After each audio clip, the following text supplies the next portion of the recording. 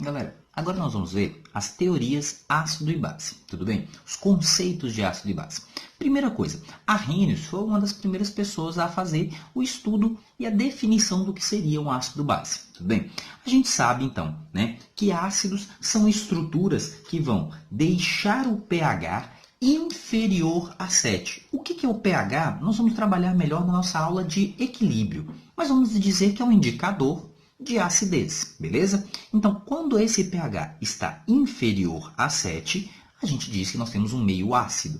Quando o pH está superior a 7, a gente diz que esse meio está básico. E quando o pH está com o valor 7, a gente diz que ele é neutro. Tudo bem?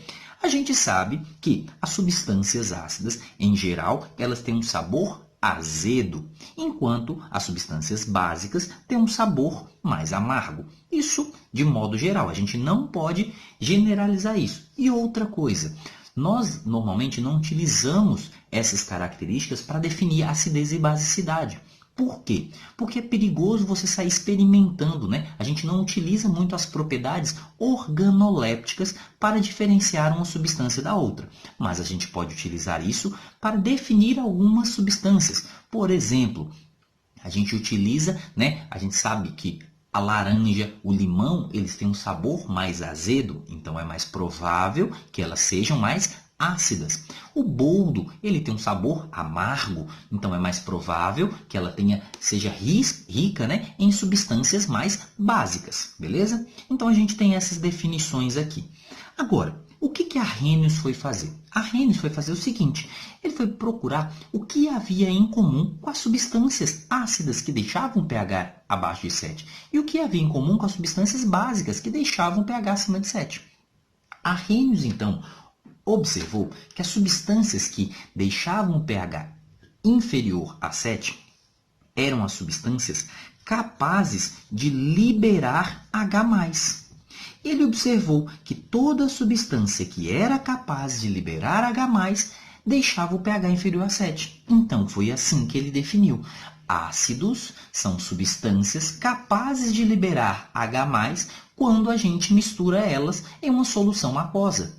Já as substâncias que deixavam o pH superior a 7, ele observou que eram substâncias que deixavam o pH, né, superior a 7, eram substâncias que tinham a capacidade de liberar OH-.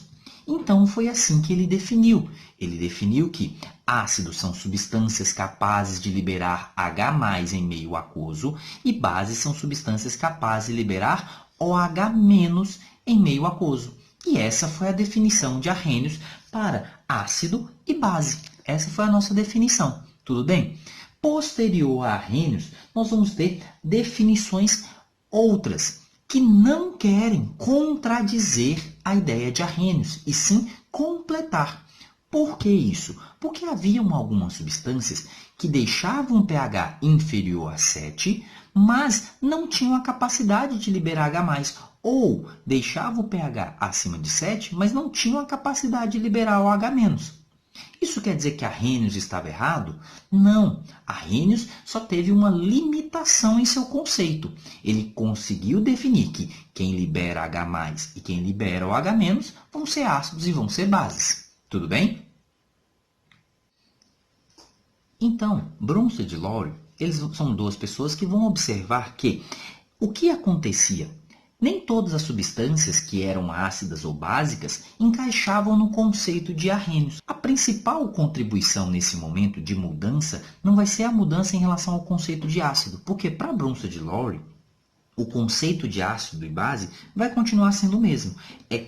Ácido é quem vai liberar H+, então nós temos uma estrutura capaz de liberar H+. Porém, o que vai mudar aqui agora é a definição de base. Base é uma estrutura capaz de receber H+. Então, a gente tem uma estrutura que consegue receber o H+. E aí, agora, a gente passa a ter uma estrutura diferente. Nós não mais vamos dizer que base é quem está liberando o H-, e sim base é quem está recebendo H+. Essa vai ser a nossa definição. E isso vai mudar o nosso conceito muito, ampliando as nossas substâncias. A ideia aqui não é contrariar o que a Arrhenius está dizendo, e sim ampliar o nosso conceito. Vamos ver alguns exemplos. Vamos reparar esses exemplos aqui, tudo bem?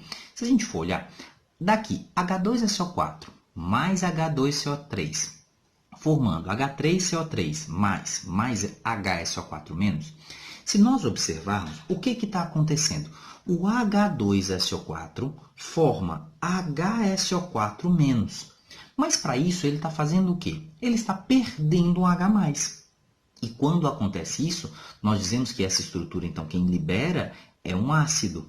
Tudo bem? Então, o H2SO4 comporta-se como um ácido. Só que se a gente observar, o H2CO3, para formar H3CO3+, ele está recebendo um H+. E quem recebe um H+, é uma base. Mas aí você diz, Tom, mas H2CO3 é ácido carbônico. Como que ele é uma base? Então, aqui é que vem uma das características de Bronsted e Lowry.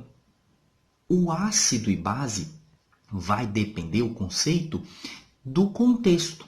Em um contexto, uma determinada substância pode se comportar como um ácido e em um contexto, uma substância pode comportar-se como uma base.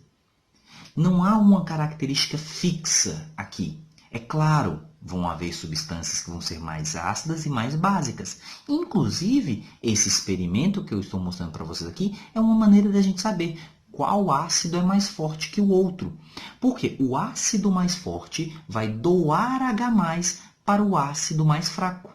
O ácido mais fraco acaba se comportando como base, enquanto o ácido mais forte realmente se comporta como ácido. Então, vai haver essa diferença. Tudo bem? Então, nós temos o H2SO4 aqui como ácido e o H2CO3 aqui como base. Nós podemos observar o seguinte, podemos olhar nessa outra reação, que é a mesma reação no sentido inverso. Se a gente observar, o HSO4-, ele está formando, recebendo H+, formando o H2SO4. E nesse sentido, a gente pode dizer então que HSO4 é uma base, porque recebe H+. Já o H3CO3, ele é o quê? Ele está liberando um H+ para formar o H2CO3. Desta forma, a gente pode dizer que H3CO3+ é um ácido. É um ácido. Então, o que acontece aqui? Se a gente observar, H2SO4 forma HSO4-. Ou seja, um ácido está formando uma base. A base H2CO3 está formando o ácido H3CO3+. E é isso que a gente vai chamar de conjugado Bronsted-Lowry, conjugado ácido e base de Bronsted-Lowry. É quando um ácido transforma-se em uma base. O ácido transforma-se em uma base. E é quando uma base transforma-se em um ácido. O conjugado ácido-base de Bronsted-Lowry é isso. É o ácido transformando-se em uma base e a base, essa mesma base, transformando-se no ácido. Ou essa base transformando-se nesse ácido, ou esse ácido transformando-se nessa base. Nós vamos ter isso. Isso é o conjugado ácido e base de Bronsted-Lowry. Tudo bem? Galera, olha só. Vamos ver esses exemplos aqui então para a gente entender. H2O mais HCl em equilíbrio. Normalmente, as equações de Bronsted-Lowry, elas aparecem com equilíbrio, em vez de aparecer como duas equações, como eu mostrei para vocês lá atrás. Tá, mas a gente tem aqui, ó, formando H3O+, mais Cl-. O que está acontecendo aqui? Nós temos o H2O transformando em H3O+. Ou seja, o H2O está recebendo um H+. Se ele recebe um H+, ele é uma base. Ele é uma base. Já o HCl, ele está perdendo um H+. E quem perde H+, quem libera H+, é um ácido. Então, nós temos um ácido aqui. Tudo bem? O que acontece? A base acabou formando H3O+. Só que H3O+, daqui para cá, está fazendo o quê? perdendo um hidrogênio. Então, isso aqui, ó, H3O+, é um ácido. E o HCl forma o Cl-. E o Cl- forma o HCl. Só que Cl- para formar HCl, tem que ganhar hidrogênio. Então, Cl- é uma base. Então, nós dizemos que o conjugado ácido-base do HCl é o Cl-. E o conjugado ácido-base de H2O é o H3O+. Tudo bem? Vamos para outro exemplo. Nós temos H2O mais NH3 em equilíbrio com NH4 mais o H-. O que está acontecendo aqui? O H2O aqui, ele está perdendo um hidrogênio. E quem perde hidrogênio, nós dizemos que é um ácido. Beleza? Já o NH3 está fazendo o quê? Ele está ganhando um hidrogênio para virar NH4+. Então, NH3 é uma base. Só que NH4, para virar NH3, tem que fazer o quê? Perder um hidrogênio. Então, NH4 é o quê? É um ácido. Enquanto o OH, para virar H2O, tem que ganhar o hidrogênio. Então, nós temos uma base.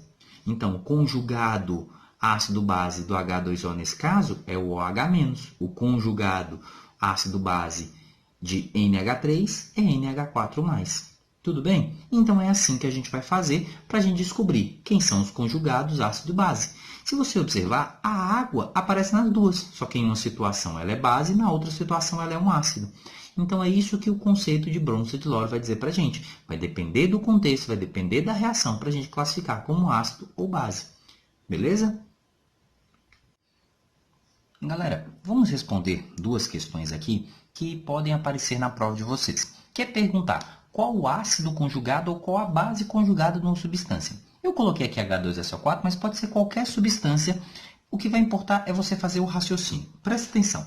Se eu te pergunto qual é o ácido conjugado da substância, é porque essa substância ela é uma base.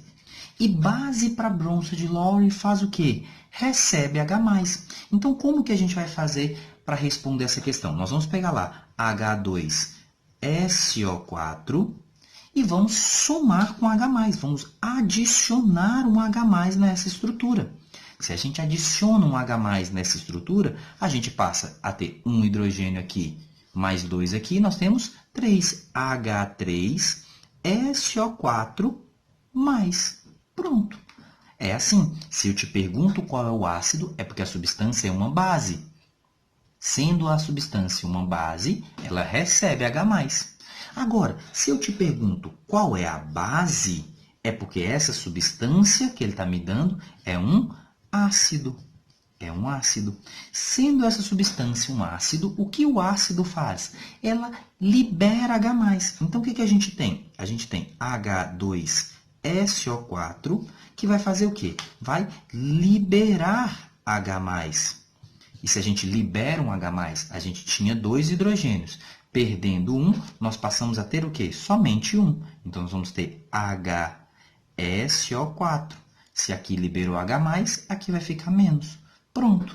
É assim que a gente tem que pensar para qualquer substância. Se eu te pergunto o ácido, é porque a substância é base. Se eu te pergunto qual é a base, é porque a substância é um ácido. Sendo base, recebe H+, sendo ácido, libera H+. Esse vai ser o conceito ácido-base de Bronsted-Lowry. Como eu falei com vocês, a ideia não é contrariar o que foi dito pelos outros, não. A ideia é completar. No caso Lewis agora, vem dizer o seguinte: existem substâncias que vão aumentar o pH, ou seja, vão deixar mais básico o meio, ou vão diminuir o pH e vai deixar mais ácido, que não era contemplado pelos conceitos, tanto de Arrhenius quanto de Bronsted-Lowry. E ele propõe esse conceito aqui. O que é um ácido? Um ácido é uma estrutura capaz de receber, é uma estrutura que recebe par de elétrons. Tudo bem? Ela vai receber um par de elétrons por ligação dativa. E já a base vai ser aquela estrutura capaz de doar. É uma estrutura que doa par de elétrons também por ligação dativa. Então, esse vai ser o conceito de ácido e base para Lewis. Beleza? Como que isso vai acontecer? Isso vai acontecer da seguinte maneira. Vamos imaginar que a gente tem duas estruturas que são capazes tanto de receber quanto de doar. Aqui a questão para Lewis é que as duas coisas vão andar juntas, porque não tem como alguém receber um par de elétrons sem alguém ter doado o par de elétrons. Então vamos pegar o caso da água. A água a gente tem H ligado ao oxigênio ligado a H. E no caso da água, a gente tem dois pares de elétrons que não estão sendo compartilhados. Tudo bem? Só que a gente tem também um H+ aqui agora. O que é um íon H+? É um hidrogênio que perdeu seu hidrogênio, que perdeu seu elétron. Então, esse hidrogênio ele não tem nenhum elétron. Como todo hidrogênio naturalmente só precisa de um, mas esse acabou perdendo, ele precisa de quê? De dois. Então, o que vai acontecer? Esse oxigênio pode emprestar por ligação dativa o par de elétrons para esse hidrogênio, para esse H+. E aí nós teremos agora a água, nesse caso, emprestando o par de elétrons, comportando-se como uma base, enquanto nós temos o hidrogênio, H+, nesse caso, comportando-se como um ácido. Então, nós temos uma estrutura de ácido e base. Quando o H+ pega elétrons emprestados com o oxigênio da água, nós temos a formação de um ácido e de uma base. Isso é o que Lewis vai chamar de conceito ácido e base. De modo geral, o que a gente pode observar para facilitar a nossa vida? Nós podemos dizer, então, que os ácidos vão ser formados, pelos cátions, como a gente diz aqui, nós temos cátions, para facilitar a nossa vida. Se os cátions são ácidos, os ânions serão o quê? Os ânions vão ser bases. O que a gente pode observar? O oxigênio aqui, da água, ele é uma base. E o oxigênio aqui ele está com o octeto completo. Então, a gente pode dizer que as bases são estruturas que têm octeto completo com par de elétrons para ser compartilhado. Enquanto os ácidos vão ter octeto que incompleto. Então, nós podemos dizer que bases são estruturas com octeto completo e que tenha par de elétrons para ser emprestado. Enquanto o ácido vai ser uma coisa que tem o octeto incompleto. E aqui é completo. Tudo bem? Então, nós temos octeto incompleto, ácidos, octetos completos são bases. Outro exemplo que a gente tem aqui também vai ser no caso do H+ com o nitrogênio da amônia, formando o íon amônio, por exemplo. E a amônia é a principal base de Lewis. Normalmente, quando a gente fala em base de Lewis, a gente acaba lembrando da amônia, justamente por causa dessa capacidade que a amônia tem de emprestar um par de elétrons. Tudo bem? Um outro exemplo que a gente pode ter, além da amônia com H+, é a amônia com o hidreto de boro. O hidreto de boro que a gente tem vai ser isso aqui. O hidreto de boro ele não tem octeto completo. E por ele não ter o octeto completo, ele pode receber o par de elétrons do nitrogênio por ligação dativa. E dessa forma, nós vamos ter a amônia comportando-se aqui nesse caso como uma base, e nós vamos ter o hidreto de boro, nesse caso, comportando-se como um ácido, porque o hidreto de boro recebe o par de elétrons e a amônia empresta, doa o par de elétrons. Beleza?